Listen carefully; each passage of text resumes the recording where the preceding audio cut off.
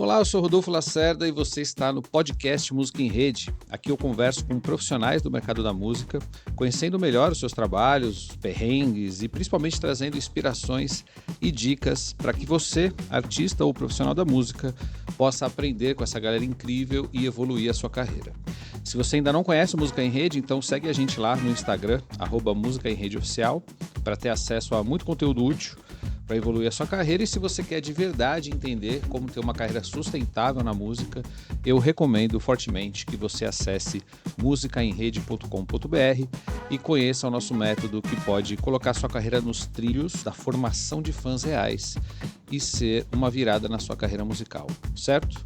Essa aqui é a primeira edição da terceira temporada do podcast Música em Rede. As outras duas temporadas você só assiste e ouve lá no nosso canal do YouTube, youtube.com/Música em Rede. E aqui nós iniciamos então essa terceira temporada com essa pessoa, essa profissional que eu sou fã demais do trabalho, que é Carol Jafé. Ela é Artist Manager do Rincon Sapiência e deu uma verdadeira aula aqui nesse papo gravado ao vivo no Showcase Música em Rede, que é um dos eventos ao vivo produzidos aqui pela casa, certo? Então bora lá para o nosso papo imperdível sobre produção executiva, shows e muito mais com Carol Jafé.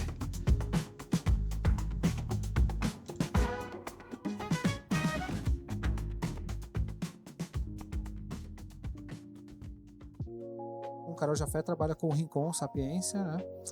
Que é um artista que tem uma característica também muito de produtor de si mesmo também. Não digo na executiva talvez, mas em muitas coisas ele encabeça muito a própria carreira, né? Acho que a gente pode começar tentando entender isso, assim, como é que é a sua relação com o Rincon no dia a dia, sabendo desse jeito dele de botar para frente muita coisa para rodar. Essa pergunta é muito especial. Dificilmente me fazem essa pergunta. É só para quem realmente tem a percepção mais apurada. O Rincon, ele é um artista muito especial nesse sentido.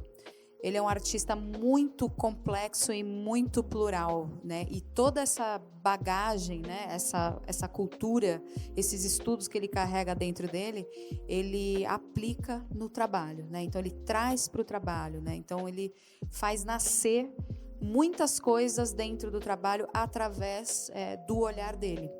Então, assim, essa direção artística, né, do trabalho dele, ele é muito genuíno e construído por ele, por todas essas pesquisas de longos anos que o Rincon Sapiência faz especificamente muita coisa voltada do continente africano, né?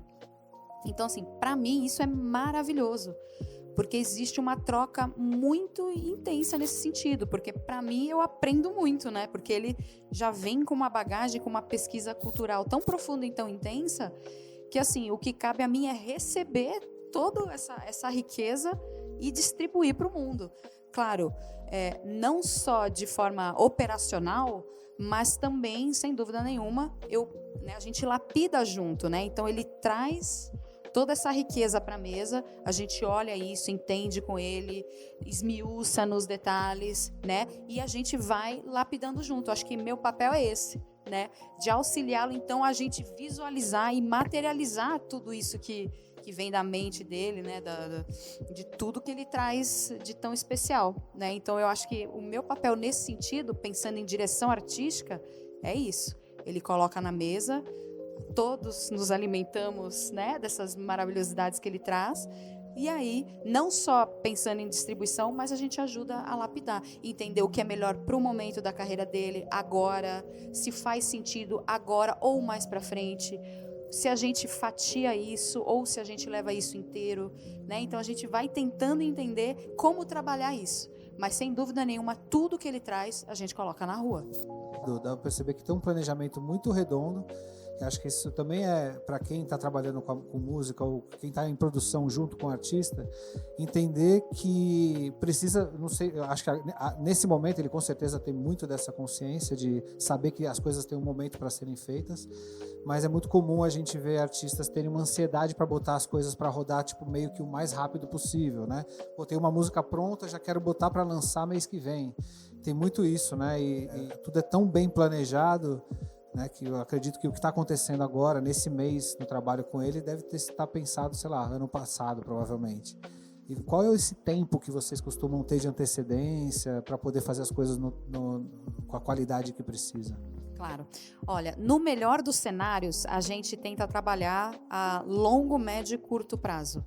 E, sem dúvida, muitas das coisas que a gente está realizando agora foram planejadas há mais de um ano atrás. Né? Que é, por exemplo, já dando um spoiler aqui, a gente vai lançar um disco novo do Rincon. Não falta muito. Mas é isso, assim, para a gente entender que a gente vai lançar esse disco agora, sem dúvida nenhuma, todo o planejamento estratégico ele já está acontecendo há mais de um ano. Né? Então, quando a gente saiu da pandemia, que a gente ficou em dúvida, inclusive na pandemia, né? A gente lançou muitos produtos na pandemia. Quero falar disso também daqui a pouquinho. Vamos falar. A gente lançou muita coisa na pandemia.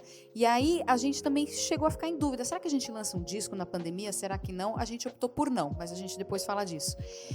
E essa história do planejamento, para a gente, ela é muito importante para a gente ir acompanhando a consistência da carreira do artista. Senão fica muito difícil a gente ter uma percepção real de onde as coisas estão indo e se o que a gente está fazendo está de fato dando um resultado. Então, assim, acho que o planejamento, ele vem para dar esse suporte. Acho que, principalmente, eu acho que a palavra é constância. Isso o Rincon, ele já está super habituado, então ele sabe, a gente não chega às pressas, vou lançar daqui 3 semanas, então tudo com a gente, né, o Rincon já está nesse ritmo, o escritório tem esse ritmo, mas o mais interessante é, a gente está com talentos novos, né, no nosso selo. Olha só. 2 jovens talentos, também da Zona Leste de São Paulo, da Quebrada do Rincon, ali da Coab também. E aí, os dois, eles têm 18, 19 anos. E aí é outra frequência. Então, eles já chegam já querendo lançar ontem. E aí a gente, no escritório, já o pessoal, todo mundo meio que tem, né, de certa forma, colocando um certo... Não é um freio, né? A gente não quer frear, porque eles vêm com a energia de renovação, a energia de quem está com muita vontade de fazer, mas a gente tenta conversar e colocar as importâncias, né, do planejamento, né, da gente entender como é que está o mercado, qual música, né, de tudo que eles trazem, de tudo que eles produzem, né, porque eles produzem muito, né, tem muita energia de produção. Então, eu acho que o escritório vem para isso, vem para ponderar um pouquinho. É claro que também eles incendeiam o escritório, né, então acelera a gente também, né. Quero lançar. Então, a gente também já fica nessa energia também de ir acelerando e tentando entender essa nova juventude, né? Porque, às vezes, o que funciona para o Rincon não funciona para eles.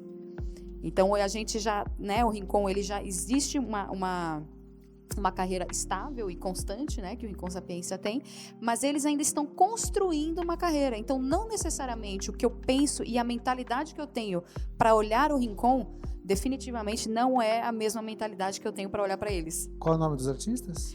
O Breno e o França. Breno e França.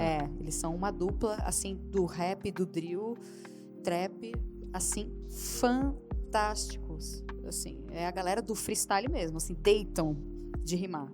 São maravilhosos. E são meio que crias de um momento onde tudo é muito rápido também, né? Exato. Exatamente. Então, assim, eles também... É uma geração que ensina pra gente, que não deixa de incendiar a gente e trazer energia e trazer o olhar de quem tá muito antenado no que tá rolando agora, muito antenado nessa nova geração que tá lançando e que tá com grandes números e eles, né, se inspiram nessas pessoas. Então, pra gente é muito legal que tenham também... que exista essa geração tão perto da gente no momento.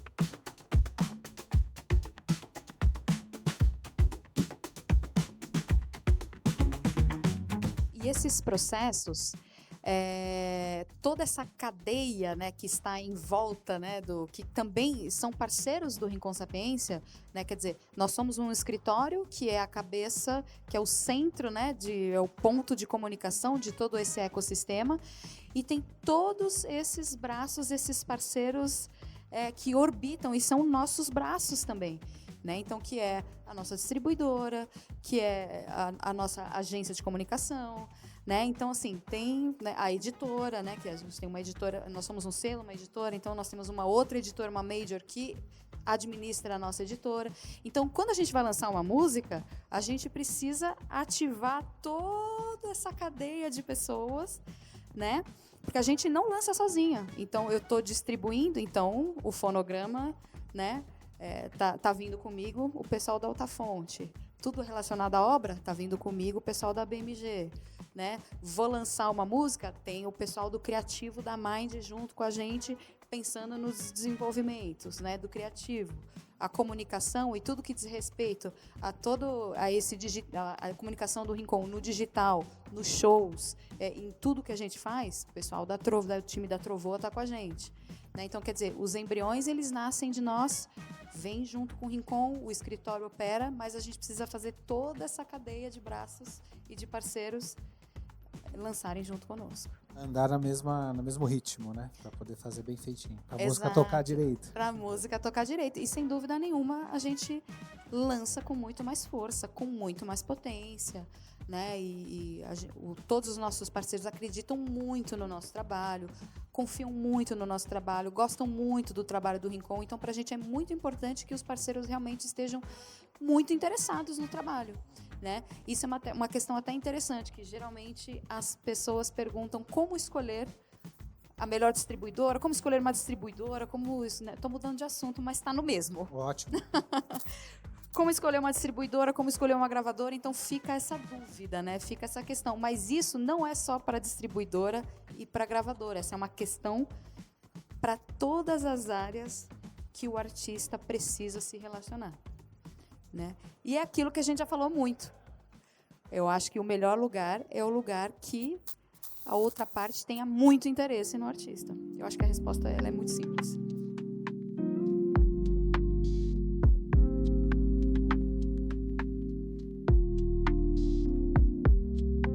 Existe toda essa insegurança, às vezes, do artista ir para uma gravadora e já ter dezenas de... A gente, por exemplo...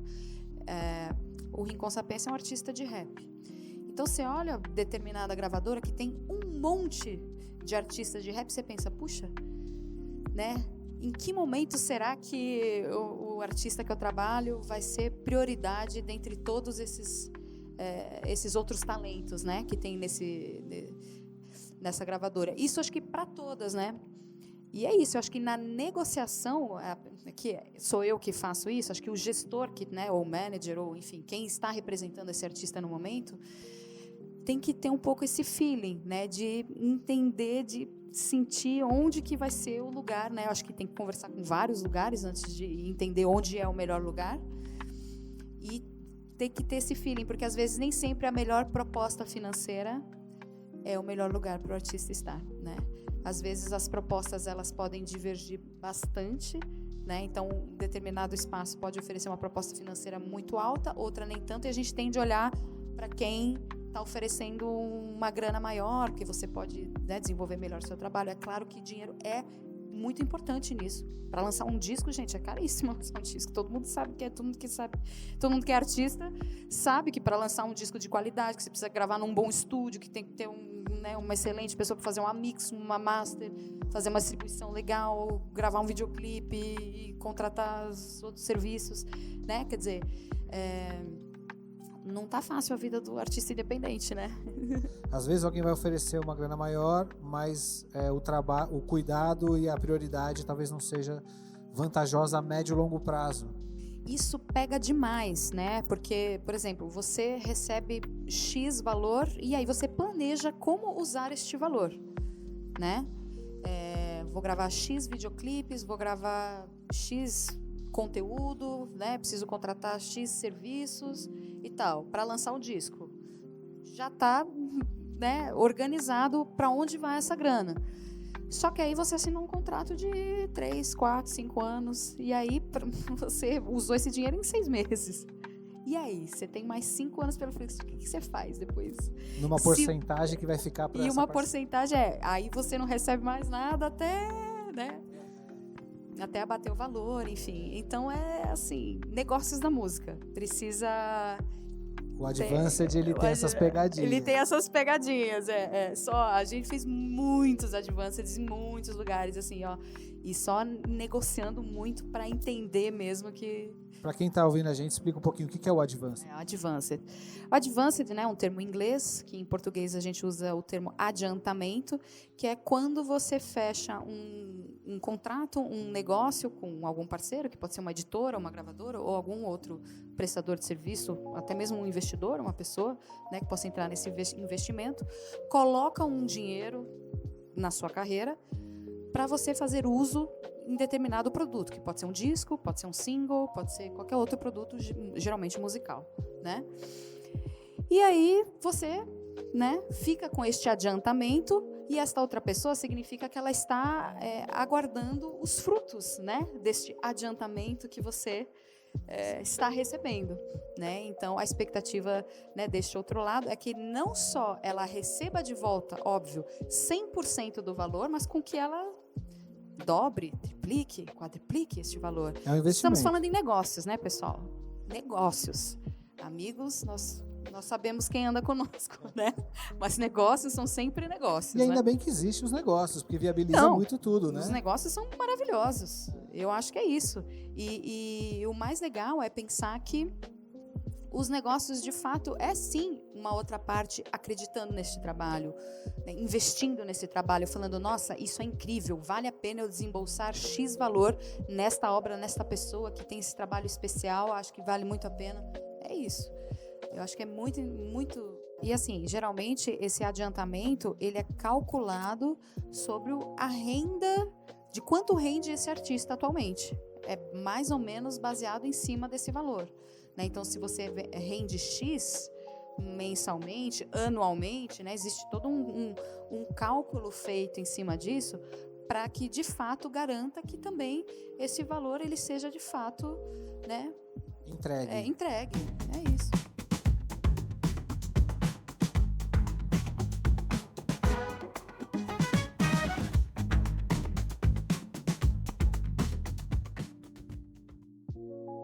Eu tô com o Rincon já há 5 anos.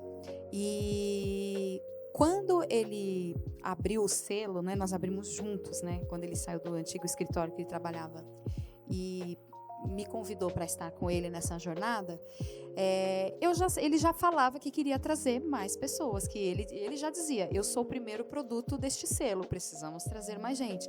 E a tendência, de fato, de um selo é que venham novos talentos, venham novos artistas, né? E isso foi muito calculado, de fato, porque a gente tem 1 ano com esses artistas e... já estou com o Rincon agora. É isso, depois de 4 anos trabalhando com o Rincon, que a gente trouxe o segundo talento para o selo, né?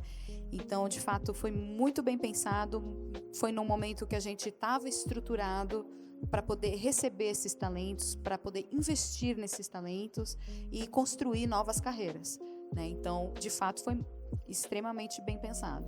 Estamos com escritório novo, né? Então, com estúdio novo, então... Parcerias grandes consolidadas. Parceiros grandes consolidados. Esse artista que está entrando é maravilhoso, né? Chegar no escritório com essa estrutura. Exato, e a gente percebe que eles ficam muito gratos e animados, né? De ter um escritório. O Rincon, ele é como se fosse padrinho deles, né? Eles chamam o Rincon de padrinho. Então, o que é legal também, porque o Rincon é da Zona Leste de São Paulo, ali da Coab, da Quebrada, e os meninos também são de lá, né? E o Rincon ainda mora na Zona Leste ainda até hoje, né? Então, esse fato do Rincon ainda estar na Quebrada dele, o escritório nosso escritório também é Itaquera, na Zona Leste de São Paulo. Então, é isso, né? A gente está construindo na Zona Leste. E trazendo os que fazem parte da história ali, exato, né? Para cima junto. Isso.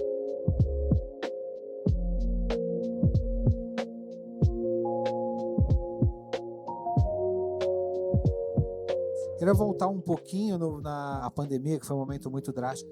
E eu me lembro que, como eu estava falando no começo, a gente fez muitas conversas com produtores, artistas, empresários e tudo mais.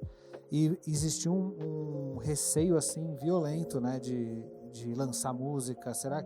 Porque existe um raciocínio, acho que talvez a pandemia ajudou muito a quebrar isso, que eu acho que pode falar também, de que e tudo bem, é natural, porque faz sentido, porque você lança um produto para poder botar ele na praça e fazer show e fazer ele render, né? E quando não tem show, mudou-se uma lógica na cabeça das pessoas. Falou, porra, não tem mais show, vale a pena lançar? Como é que eu vou fazer? Vamos lá. Isso pra gente foi muito interessante, porque foi uma experiência bem diferente, porque eu acho que o que mais mexeu com a gente, com o escritório, foi a gente lançou o primeiro disco do Rincon, do selo Mundo Manicongo, Dramas, Danças e Afro-Raps, no final de 2019. A pandemia veio no início de 2020.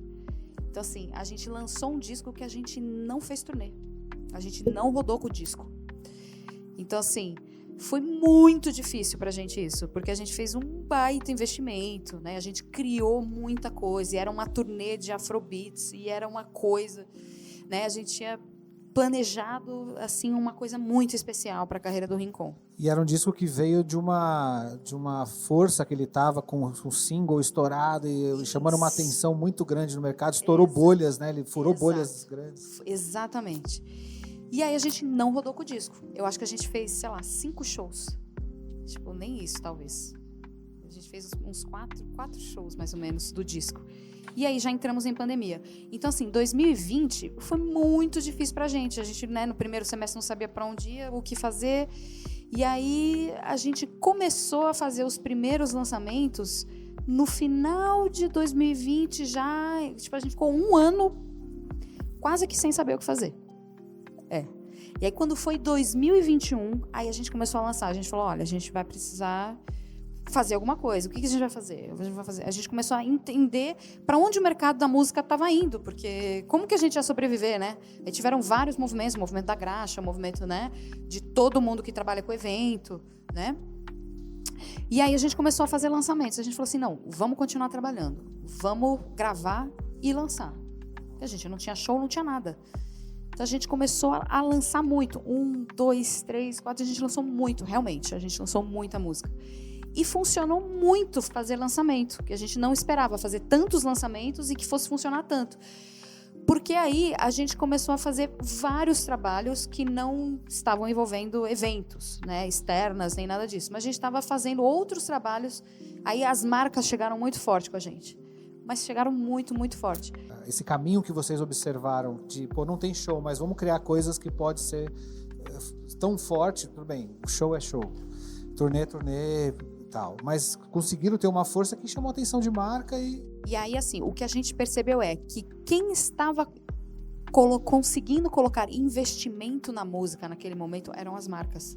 Porque as casas de show, os contratantes, os festivais, todas as turnês, não existia mais esse espaço. Então, o que existiam eram marcas fazendo ou lives no primeiro momento, mas depois começaram a fazer outras ações com música. E isso foi o que fez a gente continuar trabalhando. A gente começou a fazer várias ações com marcas, porque a gente realmente começou a lançar muito e isso chamou a atenção. E aí, quando a gente voltou para o presencial, nossa, o Rincon estava quentíssimo. Tipo, muito quente. A gente dobrou o faturamento em 2021. Foi, assim, insano. Uma escola, isso foi uma aula, na moral. Não, foi.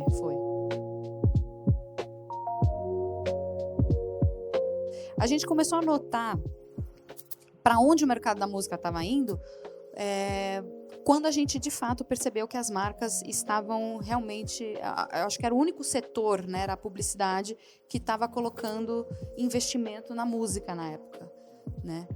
E aí, quando saiu da pandemia, a gente fez muito show em 2022, muito show. E tem também um ponto muito importante que o Rincon ele não se limita a ser um rapper, sei lá, um compositor que canta. Ele também produz música, está relacionado com moda, e isso também foi forte, né? Tinha uma coisa de uma marca dele, mas depois entrou parceria com outras marcas de roupa, e ele assinou coleção. Foi muito interessante isso, quando a gente, no final de 2019, quando a gente lançou o disco, essa questão do Rincon junto com a moda, com o street style e se vestir para comunicar, é algo muito forte para ele. Então, a gente havia planejado dentro da carreira dele e dentro do lançamento do disco, frentes que a gente poderia desenvolver, que poderiam acompanhar o lançamento do disco. né? Então, o Rincon fez o lançamento, por exemplo, dos tênis da Puma no Rock in Rio e já estava dentro do nosso planejamento. Então, a gente lançou os tênis da Puma no show que a gente fez o Rock in Rio em 2019. Rincon com os tênis da Puma, a gente fez esse lançamento junto com a Puma. A gente lançou uma coleção junto com a Canui, que é do grupo da FIT, a coleção do disco Mundo Manicongo era o nome da coleção. Então, o grupo da FIT tem entrado com a gente nessa. Foi muito legal. Então, o Rincon desenhou as peças, fez toda a direção criativa, fez toda a direção artística, junto com a marca, que foi muito especial. E também, claro, a coleção levou o nome da marca. Então, a coleção levou o nome do disco. Então, isso também fortaleceu muito e elevou o valor de marca do Rincon Sapiência, ele enquanto marca.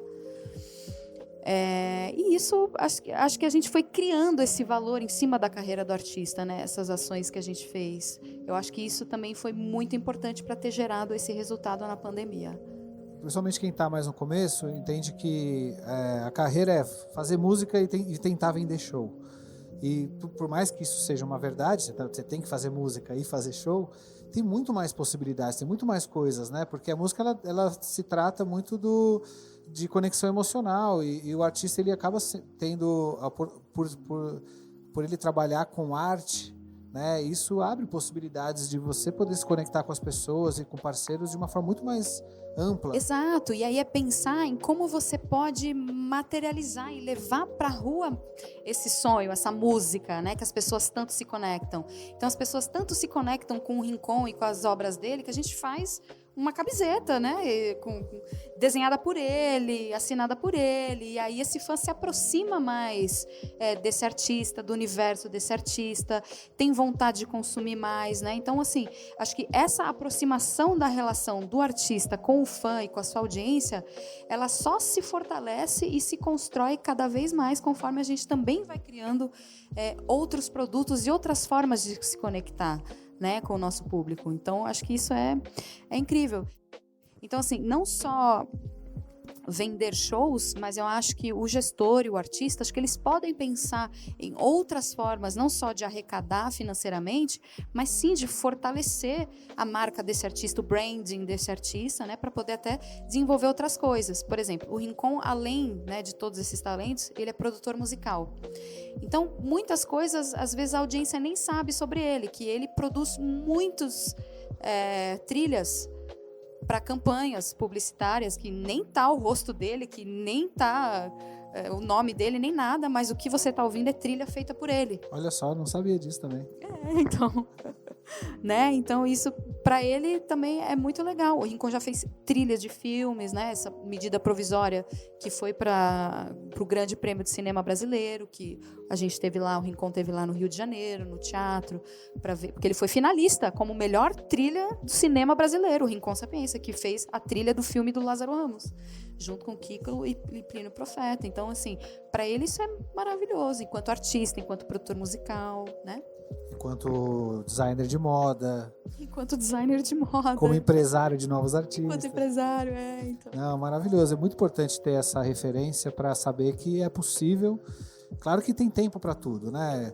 Quando você está muito no começo da carreira, você ainda tem que se preocupar em conseguir ter o seu lugar ao sol, né? E mostrar, ter um mínimo de público viável para uma carreira existir. É mais complexo poder abraçar tantas frentes, né? Mas ter isso no horizonte é muito importante, né? E pensar que a gente é um escritório independente, né? A gente não pode esquecer disso.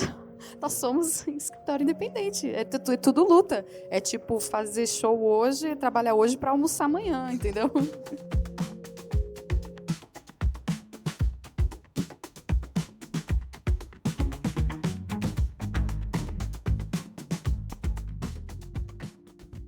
Conta um pouquinho como que é o seu trabalho no dia a dia e essas frentes todas que você absorve.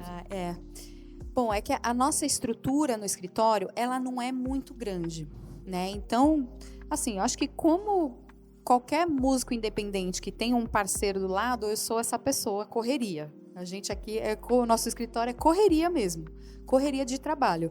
Então, eu acumulo muitas funções. De fato, eu participo diretamente de todas as decisões de planejamento da carreira do Rincon, todas as decisões de negócios, novos negócios e prospecções, e todas essas decisões. Atendo também o comercial do Rincon, fecho todos os negócios da carreira dele, sou eu quem negocio. Faço também todas as produções executivas dele, quer dizer que eu, além de negócios, eu também faço a operação de todas as etapas, de todos os projetos da carreira dele. Então, pode ser um videoclipe, pode ser uma saída para determinado trabalho, pode ser uma gravação, uma turnê, né? Que eu sou tour manager também, que é gerente de turnê, eu também faço estrada com ele, também sou...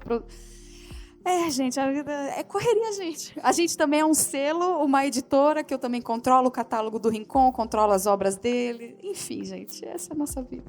E aí ter um escritório enxuto assim, com bastante trabalho, acaba que também não dá para absorver tantos artistas. No que vai, de repente, tiver que entrar mais artistas no selo, talvez a estrutura tenha que crescer um pouco.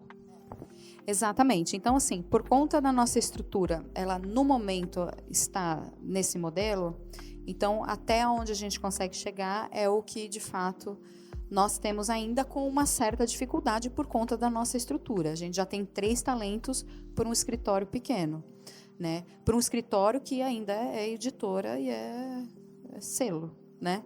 Então, realmente não é fácil. Mas é isso, assim, eu acho que ao longo dos anos eu fui aprendendo a equilibrar todos esses pratinhos e, para mim, eu acho que, de certa forma, foi muito importante para o meu desenvolvimento enquanto profissional. Eu acho que eu me desenvolvi bastante no que diz respeito a muitas áreas, porque, assim, eu venho da produção, eu sou produtora raiz. Então, passei por muitos escritórios que empresariavam carreiras de outros artistas e eu era só operação. Só operacional, então era batidão, produção de 20, 30 shows por mês. Então, eu sou especializada em shows. Quando eu cheguei no Rincon, eu cheguei especialista em shows. Produtora raiz real. Mas aí eu tive que aprender a fazer negócios. E aí é que não foi fácil.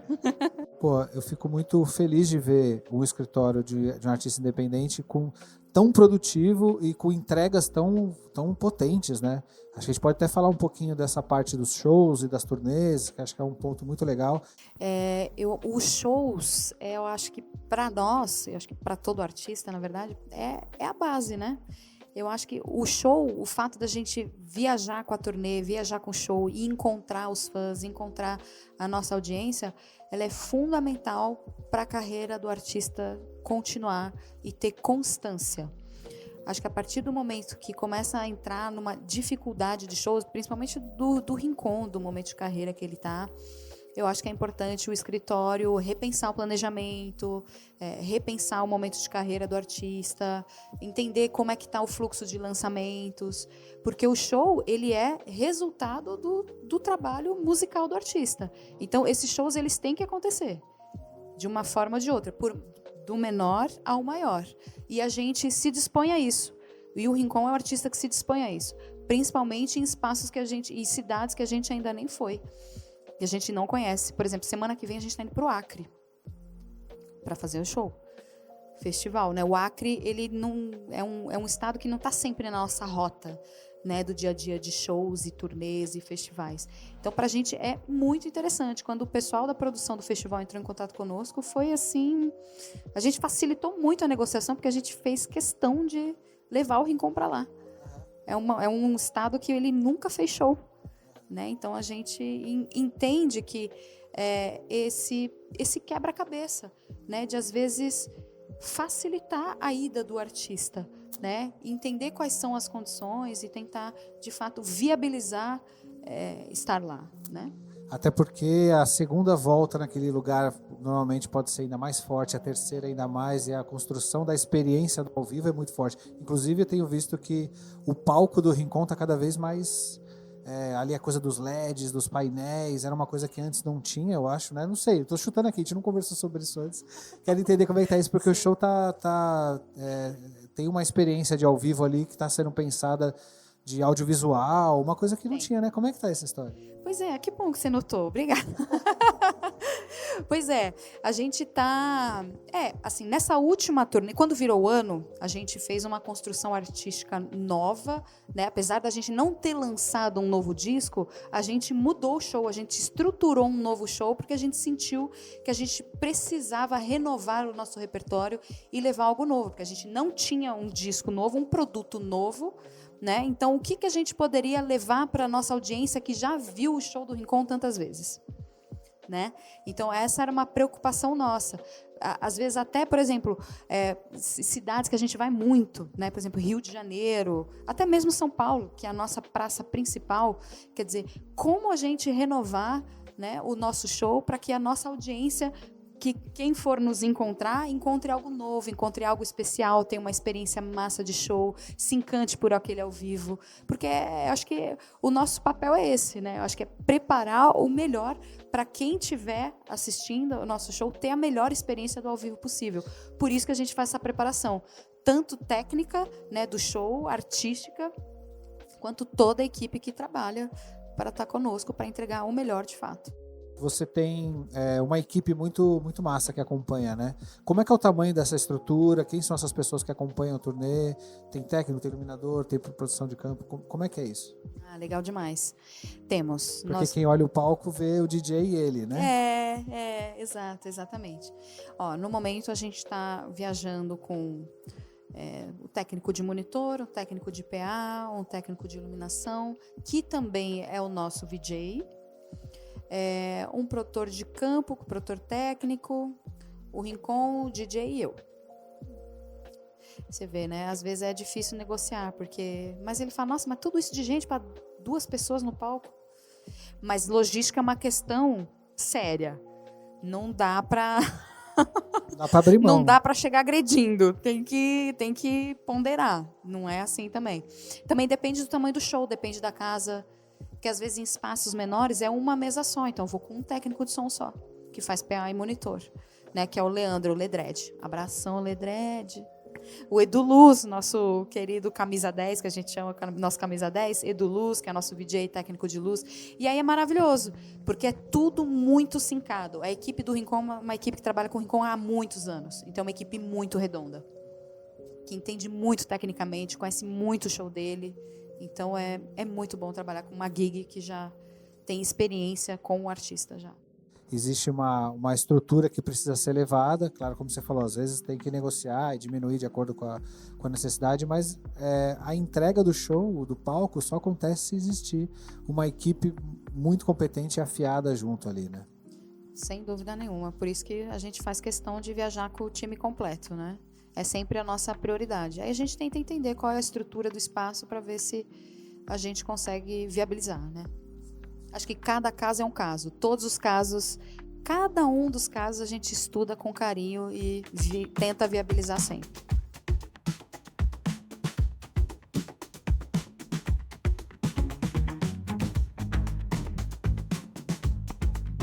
Como é que foi lançar o single lá pelo Colors, na Alemanha? Como é que foi esse convite? Como foi essa logística? Qual o resultado prático em termos de percepção internacional do trabalho dele? Ou o reforço aqui no mercado nacional? Foi muito incrível. Foi realmente muito maravilhoso. A gente ficou negociando com o Colors 1 ano, mais ou menos. Porque a gente sabe que a gravação do Colors é lá em Berlim e é presencial no estúdio deles lá na Alemanha. Então, como a gente faz as turnês do Rincon anuais para a Europa, então acho que a gente tinha acabado de chegar da Europa, assim, e a gente ficou quase 1 ano esperando a próxima turnê para poder passar por Berlim e gravar lá no estúdio deles. E foi maravilhoso, assim, foi muito especial. E essa gravação com o Colors, esse lançamento, dá resultados para a gente até hoje. Até hoje. Tanto é que, assim, facilitou muito as turnês internacionais, porque o Colors ele é muito forte internacionalmente na Europa. E como as nossas turnês são na Europa, no continente europeu, então, para a gente viabilizou muito. Muita gente conhece o Rincon lá e conheceu o trabalho dele através do Colors, né? Esse convite veio... vocês cavaram isso? Isso veio de lá? Como é que foi? Não, veio deles mesmo. Veio deles. E quando eles buscaram a gente, não tinha nenhum brasileiro ainda que tinha lançado.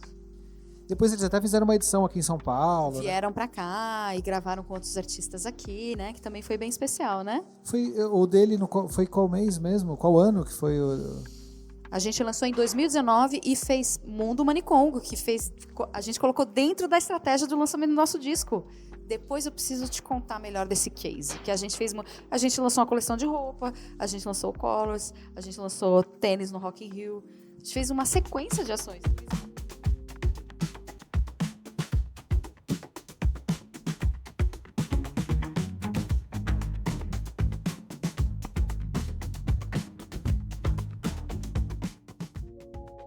É muito incentivador também saber que para um artista de meio, um artista midstream, a gente sabe que o artista ele não precisa ter os maiores números e ser o maior do país para ter uma carreira consistente.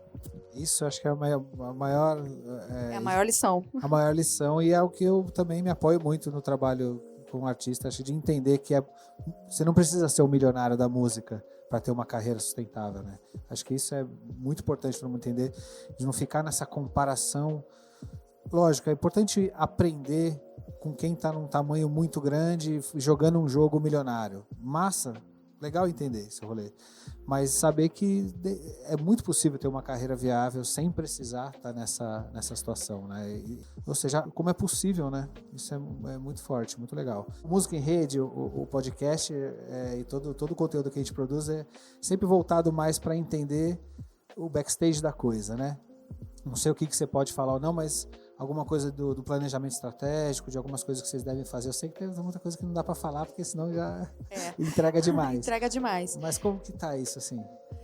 Tá caminhando. Tem algumas etapas ainda que a gente tá passando por elas, que ainda tem coisas para gravar ainda, né? Mas o que eu posso te dar como spoiler, que eu também realmente... É que se falar, vai falar muita coisa. Mas a gente vai trazer outras linguagens artísticas para lidar com a música. Outras linguagens artísticas. Olha só. Outras expressões artísticas. Olha só. Outras expressões artísticas para materializar, visualizar, tocar nas músicas do Rincon. Pronto, chega, farei. Ótimo, depois a gente faz uma outra... Maior spoiler. Depois a gente faz uma outra edição mais pra frente, com isso já passado, e a gente fala desse case também. Tá bom. Certo? Tá. Gente, Carol Jafé, palmas para Carol Jafé. Artist Manager de Rincon Sapiência, profissional maravilhosa. Acompanhe. Qual que é a sua... Fala das suas redes aí, pessoal, seguir. Carol. @Carol Jafé, Jafet. Mas você vai pôr, né, na legenda aqui, ó, bota aqui embaixo. Vamos colocar bota o aqui arroba. Embaixo, o arroba aqui. Siga, porque é a braba, sabe tudo, e é muito legal ver o corre, e eu fico super feliz de ver as coisas acontecendo. É uma honra para mim te receber feliz. aqui. Obrigada, que honra. Este foi então o primeiro episódio da terceira temporada do podcast Música em Rede com Carol Jafé, Artist Manager de Rincon Sapiência. Foi demais, né? Muito aprendizado e, por falar nisso, se você sente que a sua carreira na música está estagnada, conheça o método Música em Rede, que pode te ajudar a transformar aí sua carreira de forma saudável e sustentável, tá? Do planejamento estratégico, passando pelos conteúdos, a conexão com o público real, com o público certo, né? O network com o mercado da música e muito mais. O método ele visa o aumento real de fãs que irão sustentar a sua carreira. Então, acesse lá o método Música em Rede pelo musicaemrede.com.br e siga a gente também no Instagram, @musicaemredeoficial, certo? Eu sou Rodolfo Lacerda e esse foi o podcast Música em Rede. Valeu e até a próxima.